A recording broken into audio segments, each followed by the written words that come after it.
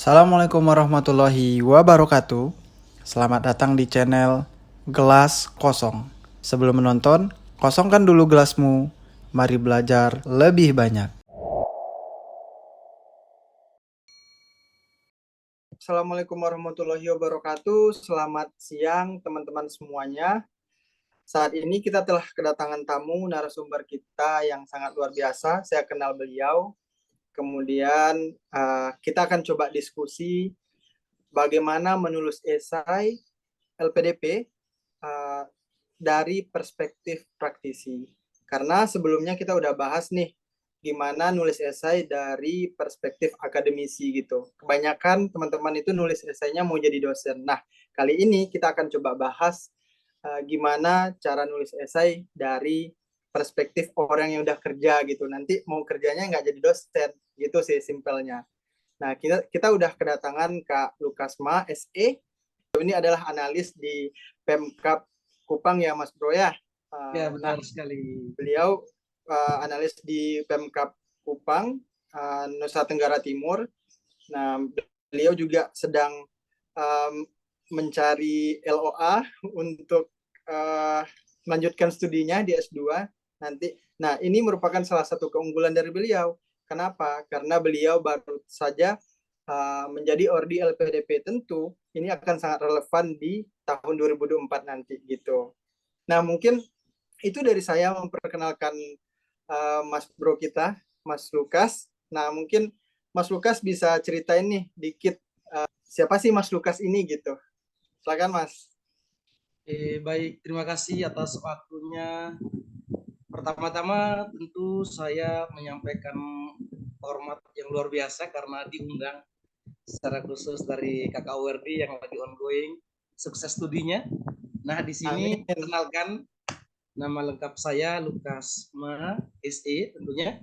Dan saat ini saya bekerja sebagai seorang ASN di Dinas Peternakan Pemkab Kupang, Provinsi NTT, dengan waktu tes informasi yang dibagikan dari BKN itu di jabatan analis pemasaran dan kerjasama. Jadi di sini skill komunikasi marketing dinasnya itu sangat dibutuhkan dan ternyata saya sangat menyukai produk pekerjaan saat ini. Nah, untuk background pendidikan saya sebagai fakta yang mungkin saya bisa sampaikan ke teman-teman semua, bagi saya semangat itu bisa menjadi solusi terbaik bagi menumbuhkan diri kita sendiri atau orang-orang sekitar. Nah, saya kuliah S1 di kelas extension di salah satu kampus di Kupang, Setio Matonis, karena paginya saya harus bekerja di PT Gramedia Asri Media Kupang. Dan hal ini tidak melelahkan tentunya karena saya tahu ketika kita menanamkan satu hal yang positif, pasti akan memberikan hal yang positif sebagai impact kita pribadi. Mungkin sekian perkenalan dari saya. Baik. Nah, tentu dengan tahu siapa sih yang lagi ngomong ini, tentu kita akan lebih ini ya, lebih pengen tahu nih apa yang sebenarnya ditulis oleh Kak Lukas di esainya teman-teman.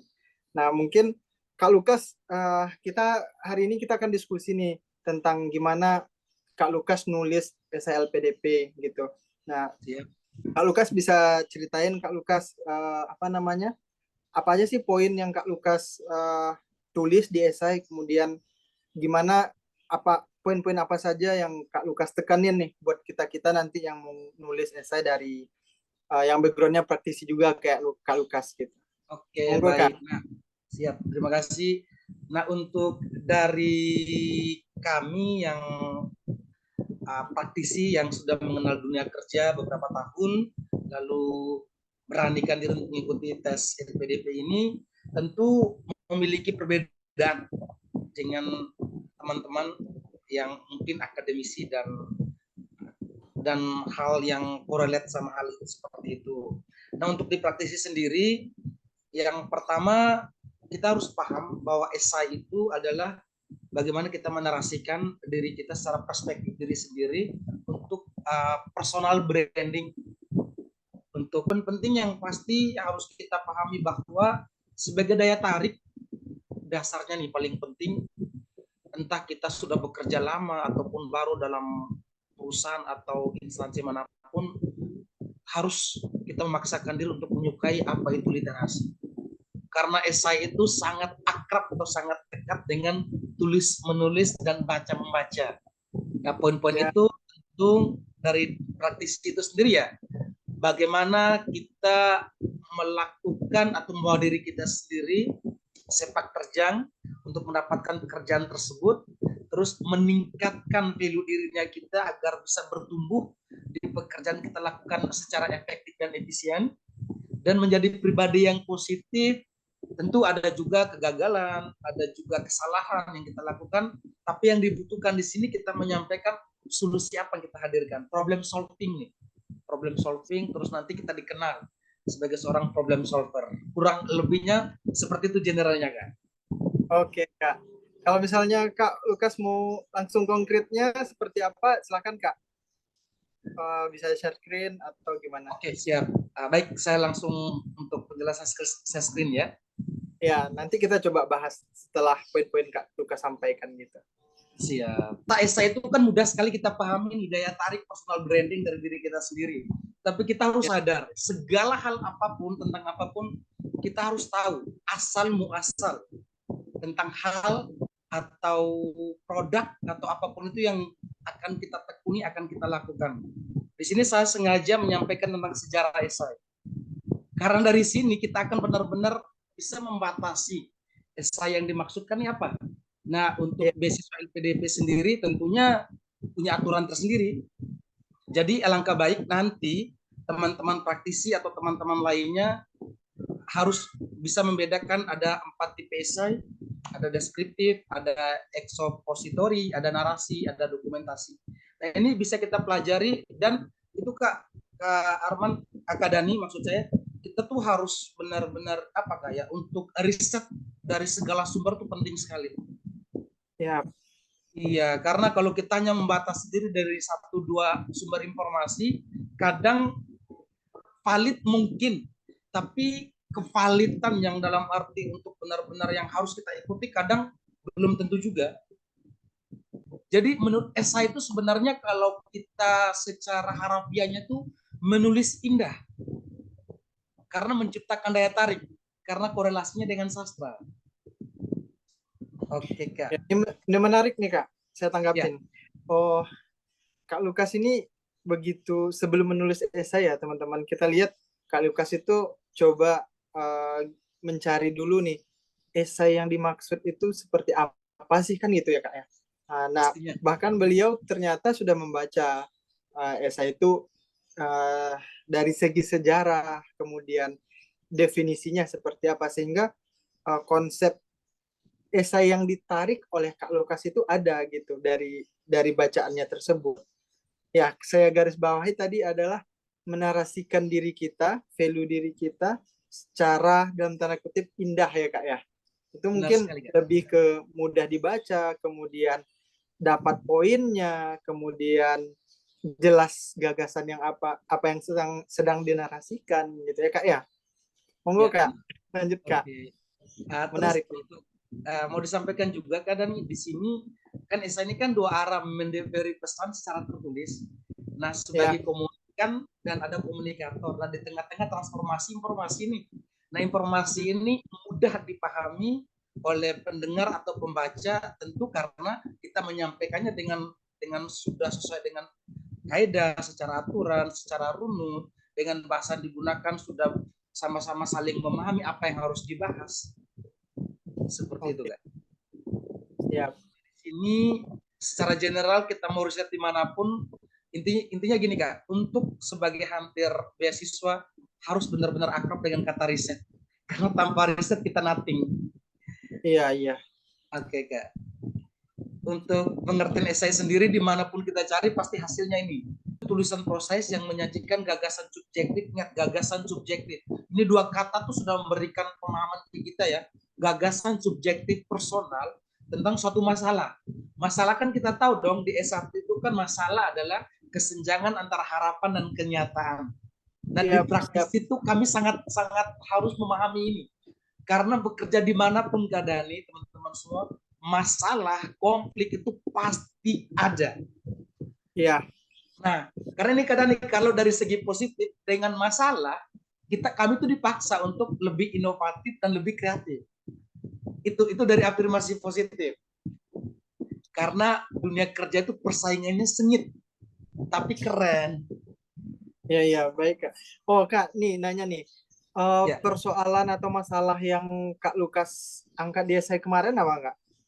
Nah, kalau saya itu kan dari prodinya saya itu kan SDM. Ya, Nah, Kak. masalah seangkat itu analisis jabatan. Itu Analisis jabatan. generalnya ya.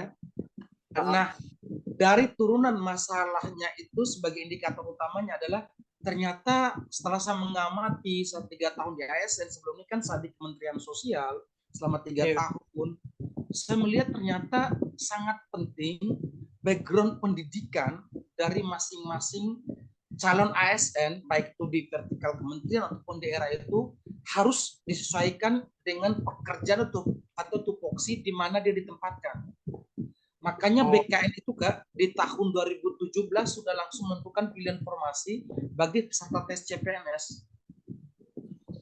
Itu tuh oh. pengaruhnya luar biasa Kak pada saat kita melakukan proses kerja di lapangan. Iya, iya, iya. Oh, lebih konkret, Kak. Oh, misalnya nih, kalau misalnya saya nangkap kan ya, nangkap dari narasi Kak Lukas nih.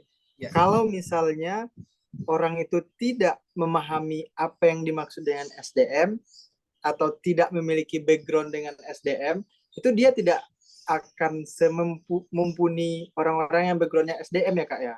Benar Nah, sekali Kak. artinya ada persoalan di sini nih, Kak. Persoalan yang mungkin muncul itu seperti apa, Kak, yang Kakak tulis di esai dulu, Kak? Oh, oke, masalahnya ini Kak, fakta di lapangan di dinasnya saya kerja saat ini. Mm-hmm. Jadi saya kan berdinas di dinas peternakan, prodi ekonomi itu hanya saya sendiri Kak. Jadi saya Oh, menghandle beberapa pekerjaan. Nah, di luar sana tahu anak ekonomi itu pasti bisa di keuangan, bisa di uh-uh. kepegawaian. Ternyata tidak seperti itu karena saya mengambil khususnya di ilmu SDM tentang Iya, iya. kepegawaian dengan formasi analis pemasaran dan kerjasama, marketingnya Mm-hmm. kantor, gitu kan. Nah, Iya, iya. masalahnya di sini, ini fakta di lapangan, Pak Kadi saya dan beberapa pimpinan lain itu pernah meminta saya untuk menghandle keuangan sebagai seorang bendahara karena sejauh ini di dinas peternakan 5 orang tim keuangan itu dari output medik veteriner atau sarjana peternakan murni. Iya, iya, iya. Iya Kak. Jadi secara teknis waktu pengerjaan akan selesai. Tapi kalau hitungan sesuai dengan aturan deadline dari tim keuangan kabupaten dan vertikal pusat itu sering mengalami keterlambatan Kak. Oh, seperti itu. Iya, Oke. entah itu masalah dari sistematis teknis pekerjaan para program komputerisasi digital atau itulah bedanya Kak. Ini Kak, makanya menarik sekali belajar SDM juga. Jadi kami tuh motivasi kerja hari ini apa nih? Punya goal. Teman-teman lain juga pasti sama. Tapi kami tuh ada ilmu khusus kami belajar tentang skill komunikasi untuk menyampaikan tentang etika emosi.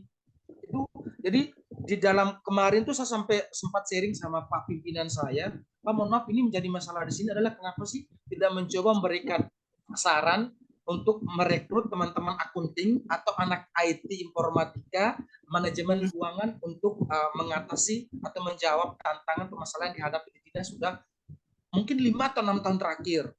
Nah terus Bapak ini bilang di kita sini belum ada analisis jabatan. Nah analisis jabatan itu peran output dari SDM langsung dong selalu oh iya ini keren sih saya riset tentang analisis jabatan lebih jauh lagi saya pahami lebih dalam lagi dan saya dapatkan oh ternyata saya ini ketika nanti kuliah lagi saya menjadi seorang analis jabatan profesional di sini lanjutan dari formasi saya yang saat ini pemasaran kerjasama Mm-hmm. saya bisa menentukan pemetaan kebutuhan untuk output lulusan pendidikan apapun ke dinas peternakan untuk menjawab masalah itu tadi Kak. Oke, oke. Siap. Ini jelas ya. Jadi persoalan yang Kak Lukas temukan itu ada solusinya adalah adanya kebutuhan linearnya background pendidikan dengan jabatan itu kayak ya. Kurang Sangat lebih seperti itu ya. korelasi sekali Kak. Relate. Iya. Orang Nah, relate artinya sekali. ya Kak Lukas melihat nih, oh ternyata saya butuh apa namanya melanjutkan pendidikan saya gitu ya Kak ya. Ya, Itulah mungkin yang jadi motivasi Kak Lukas juga untuk melanjutkan S2-nya gitu ya Kak ya. Dan itu sangat Kak. tertulis di esai gitu ya Kak ya. Ya, Oh siap, tertulis. Nanti saya sampaikan di sini juga untuk gambaran esainya. ya Kak. Oke, siap nih. Unsur penting esai ini tadi udah disampaikan secara umum. Kita tahu ada 3 bagian besar: pendahuluan, pengantar, terus ada isi, ada penutup kesimpulan. Terus selanjutnya itu ada langkah-langkah membuat esai. Intinya dari akses apapun yang kita lakukan sebagai informasi, ketika kita klik esai 1, 2, 3, 4, 5, 6, 7 poin ini pasti akan keluar. Tentukan topik, buatkan outline atau garis besar ide-ide, tuliskan. Kemarin juga saya sempat masukin judul tesis saya, pengaruh background pendidikan atau belakang pendidikan terhadap pekerjaan yang dilakukan dalam ranah birokrat ya. Nah, di situ saya sampaikan mengapa. Nah, ini kan, oh ya Kak, ini ya, saya sampaikan juga. Kan Kakak Dani pasti sudah sangat memahami bahwa esai ini akan dibedah waktu kita wawancara kan. Iya benar Kak. Ya, jadi jangan sesekali esai kita ditulis oleh orang lain. Apalagi Ya. teman-teman praktisi ya. Karena masalah itu munculnya di lapangan, bukan muncul di kepala atau di angan atau di imajinasinya kita. Iya Jangan benar-benar. lakukan itu. Ya ini penting nih teman-teman. Poin yang baru disampaikan sama Kak Lukas. Jadi kalaulah seandainya kita yang nulis esai kita itu bukan kita sendiri, itu kita sedang membuat jebakan nih di depan kita di tahap selanjutnya itu ya Kak ya. Ketika ditanyakan nanti, ya kita tidak begitu memahami dengan apa yang kita tulis sebenarnya, dan ketika itu terjadi kita ketahuan dong di situ berbohong kan gitu ya Kak ya. Dan Benar. otomatis kalau kita lagi ditanya sama akademisi nanti, atau yang lebih uh, yang lebih bahayanya itu psikolog gitu nanti, itu akan ketahuan gitu kita berbohong, kemudian kita muluk-muluk gitu, tidak sesuai nih dengan apa yang dituliskan dengan apa yang sebenarnya terjadi pada dirinya gitu kan Kak ya. Dan itu akan sangat-sangat jadi poin minus ya bagi kita gitu Kak. Oke lanjut Kak. Terus Kak, ini oke Kak, teman-teman semua. Nah, seperti kita kan tahu nih, pada umumnya kita tuh punya kemampuan berbeda. Ada yang linguistiknya bagus, ada numeriknya bagus. Tapi esai ini kan untuk siapa saja, apalagi kaum hunter beasiswa. Ini untuk LPDP khususnya, itu sudah tahu bahwa secara kemampuan akademis tuh sudahlah jangan ditanyakan. Tapi bagaimana kita menyiapkan senjata esai ini? Karena ini kan dari syarat administrasi. Nah, ketika maaf nih ada si A contohnya menyadari bahwa saya kok tulis esai belum pernah jadi, udah sampai 5 kali aku gagal terus, rasa-rasanya dibaca tidak bagus. Nah, ini triknya ada di sini, langkah-langkah membuat esai. Sudah ada, tinggal kita mau baca atau tidak. Itu kan kembali ke kitanya. Terus kedua, banyak banget referensi YouTube. Salah satunya dari ini yang punya gelas kosong. Ini bisa digunakan sebagai media edukasi. Ini menarik banget. Ini kemarin saya ikut salah satu event di Jakarta waktu kegiatan IWIKA. Ya. Edukasi itu belum tentu positif. Kalau positif itu pasti edukasi. Karena edukasi ini kan, mohon maaf, ada tuh channel YouTube yang praktik bom dan lain-lain segala macam. Kita mau lihat nih jalan benar atau jalan salah. Nah, kalau di gelas kosong ini jalannya pasti benar ya. Karena kita diisi tuh, di input ilmunya. Kalau dari saya Kak ya, jadi saya sangat dispeksi dengan informasi-informasi terkait membuat esai ini, karena kemarin ada beberapa teman juga sharing. Ada teman-temannya mereka yang karena kesulitan membuat esai, akhirnya kehabisan waktu untuk submit di administrasinya. Iya benar-benar Kak. Ya semoga dengan adanya acara kita kayak gini nanti bisa lah Kak ya membantu. Ya kita harus disclaimer dulu nih. Apa yang kita sampaikan dan kita bahas di sini di Gelas Kosong Growth Mindset ini bukan satu-satunya sumber kebenaran atau sumber rujukan nanti buat teman-teman. Tentu teman-teman juga harus membandingkan, kemudian banyak bertanya juga kan ya Kak ya. Ini versinya kami ini yang kami lakukan di esai kami gitu kan Kak ya, yang sedang kita diskusikan ini. Silahkan ambil yang baiknya nanti. Ya kalau kurang pas ya buang aja gitu ya Kak ya. Benar sekali. Tapi kalau gelas kosong baik semua sih kan sejauh ini. Jadi saya Orang-orang berpikir teman-teman yang nanti sudah nonton ini, terus beberapa channel yang sudah dahulu diinformasikan apapun itu, segala hal tentang hal positif alangkah baik dibagikan deh. Karena ini kan, kalau dari kacamata iman kan ketika kita memudahkan urusan orang lain, urusan kita akan ya, dimudahkan. iya iya. Ini Kak, menarik nih Kak. Saya coba bahas nih Kak di slide ini. Menentukan topik nih adalah langkah pertama. Nah, kadang-kadang teman-teman itu bingung topik yang saya angkat itu apa sih ya gitu. Nah, kalau misalnya saya tanya ke Kak Lukas biasanya kalau nentuin topik itu apa sih yang Kak Lukas lakuin? Bacakah atau melihat, memperhatikan atau observasi di sekitarkah atau jalan-jalankah? Karena ada juga nih teman yang kemarin, Mas Ferdi yang ngisi, yang jadi narsum sebelumnya, itu Ya. dia cara fun gitu Kak. Dia jalan-jalan di kotanya, dia temukan persoalan, oh ternyata ada apa namanya bangunan kota tuanya tidak terawat gitu. Karena dia backgroundnya sejarah, maka diangkat itu gitu untuk topik esai dia, gagasan yang mau diangkatnya gitu. Kalau Kak Lukas sendiri kemarin gimana Kak? Oke, baik. Ini sangat kontras ya kalau dengan saya berhubung kami di praktisi sudah mengenal kerja dan sudah tahu ada keharusan bahwa si praktisi ini ya menuliskan masalah di sekitar dia. Iya, Dan saya benar. sudah temukan topiknya bahwa oh saya nih berpikir oh saya prodi SDM nih, saya korelasi linear nih. Ya sudah saya ambil tentang sumber daya manusia.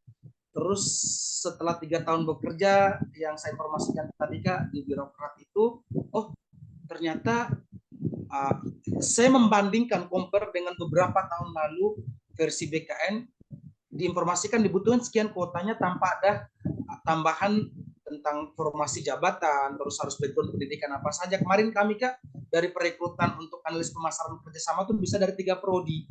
Kalau dari ekonomi itu ilmu manajemen SDM, terus dari ilmu komunikasi karena skill marketing PR itu kan, terus yang ketiganya itu ada psikolog pendidikan itu dibutuhkan. Jadi 3 formasi ini bersaing. Nah, ini untuk merumuskan bahwa saya menentukan topik itu sudah mudah sekali karena sudah ada di depan mata. Dan sebelumnya tuh saya sudah recording, maksudnya satu sudah lakukan, oh saya ada di sini untuk ini nih.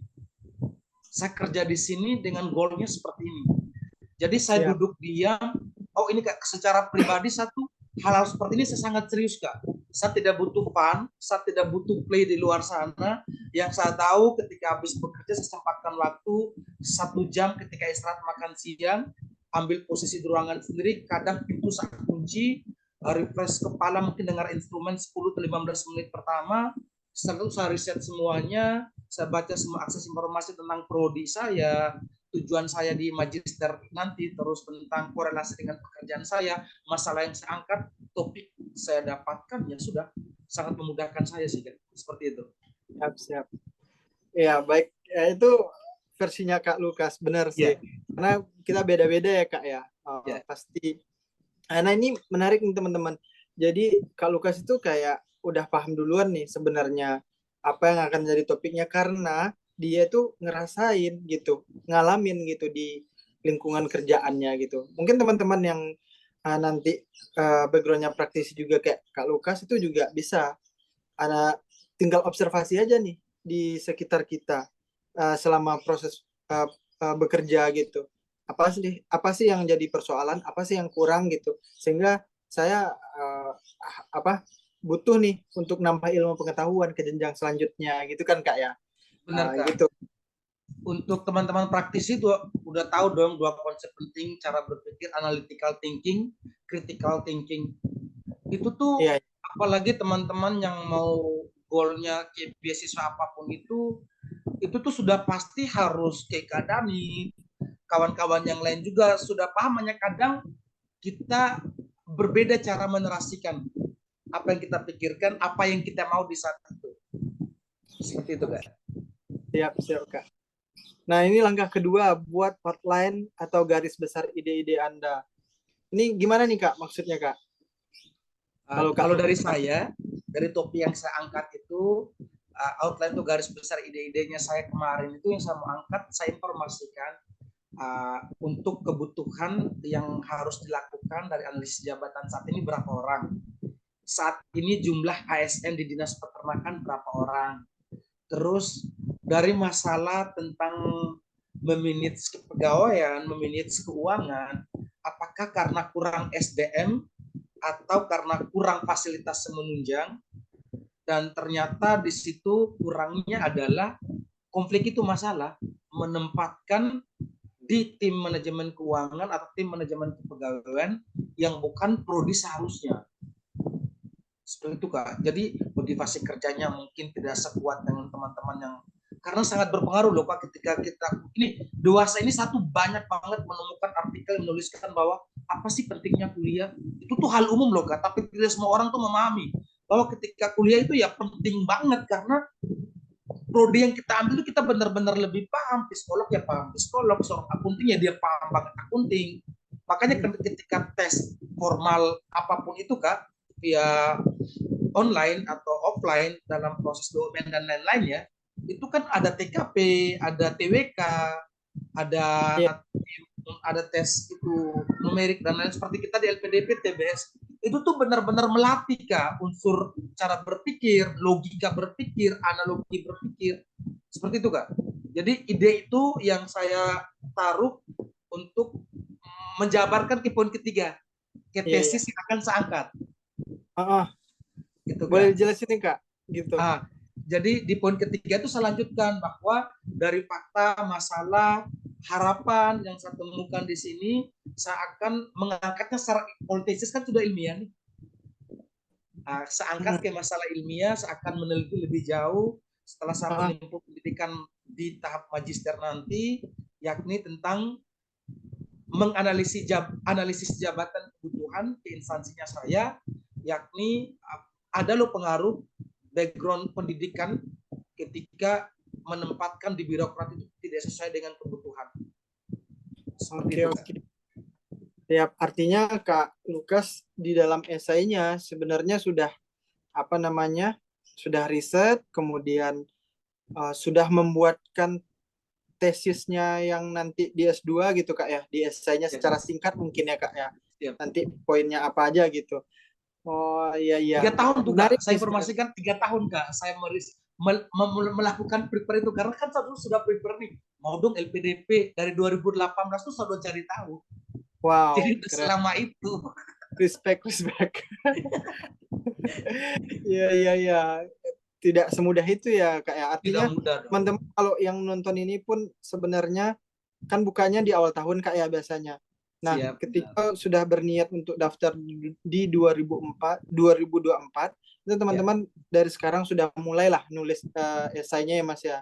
Dari hari ini apapun itu dilakukan. Nonton channel YouTube ini pun jauh lebih keren, informasi ke teman-teman lain. Keren sih kalau dapat yang sefrekuensi terus sama-sama berjuang itu, saya suka banget Kak. Siap. Lanjut nih Kak. Saya menariknya kalau yang itu mungkin sudah sangat relate ya dengan poin sebelumnya. Menariknya di sini Kak, berikan sentuhan terakhir ini maksudnya gimana nih Kak? Menarik ini. Iya. Sentuhan terakhir kalau kita kembali ke awal tadi kan 3 poin itu berarti kesimpulan ya. Nah di situ saya punya visi besar. Nah visi misi LPDP kita harus masukkan. Harus cari tahu visi misi LPDP itu apa. Dan saya punya kemarin itu yang saya ingat dan tentunya saya ingat karena saya menulisnya sendiri dan direvisi beberapa kali, yakni saya memasukkan keunggulan pribadi saya untuk mewujudkan mimpi saya bagi saya pribadi, bagi orang-orang sekitar, dan menumbuhkan serta berkontribusi penuh untuk meningkatkan kapasitas SDM menuju Indonesia Emas di tahun 2045. Wow, keren sih itu. Siap. Iya, artinya poinnya teman-teman dari sentuhan terakhir yang dimaksud dengan oleh Kak Lukas ini itu adalah gimana kita sebenarnya melinearkan atau menserasikan gagasan kita dengan gagasan yang dibawa oleh LPDP gitu ya Kak ya. Benar sekali. Itu menyiapkan SDM yang unggul untuk Indonesia Emas 2045 ya Kak ya. Keren sih 2045. memang. Itu apa tuh teman-teman, sebuah poin penting juga kemarin kita diskusi dengan narsum sebelumnya, dengan Kak Lukas juga dikonfirmasi bahwasanya kita harus membaca uh, value atau core value dari LPDP gitu. Apa sih yang diharapkan oleh LPDP gitu. Nah, kita harus menjadi salah satu orang yang diharapkan gitu. Yang kita tulis di esai kita ya Kak ya. Baik itu dalam persoalan SDM, keuangan, budaya, sejarah, apa teknologi gitu. Teknologi, apapun itu. Benar. Ya, benar tuh Kak. Artinya kita menselaraskan lah gitu dengan apa yang diharapkan atau yang dibutuhkan LPDP gitu. Oke Kak, Karena keren sih. ya, Demikian video kali ini. Kami dari Gelas Kosong, tetap kosongkan gelasmu, karena kita tahu masih banyak hal yang belum kita tahu.